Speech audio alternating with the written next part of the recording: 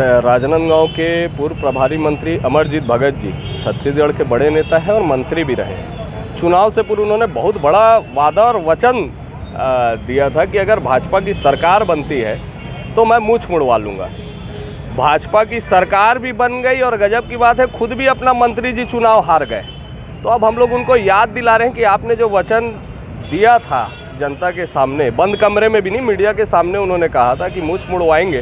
तो आज हम लोग राजनांदगांव जिला युवा मोर्चा उनको शेविंग किट भेज रहे हैं उनके पते पे कि जल्द से जल्द अपना वचन को पूरा करें, और अगर नहीं कर पा रहे हैं तो हम युवा मोर्चा वालों को बताएं। हम लोग यहाँ ट्रेन से जाएंगे, हम लोग बोलेंगे तो हमारे या वहाँ के लोकल युवा मोर्चा साथियों से संपर्क करेंगे कि हम लोग उनका वो मूंछ मोड़ देंगे अगर उनको सैलून वाला नहीं मिल रहा है तो ये। और हम लोग की राजनांदगांव की युवा मोर्चा की इसलिए जिम्मेदारी क्योंकि प्रभारी मंत्री के रूप में यहाँ काम किए, इसलिए उनको याद दिलाना हमारी जिम्मेदारी है। तो यही कार्यक्रम आज हम लोग युवा मोर्चा ने यहाँ पे किया है।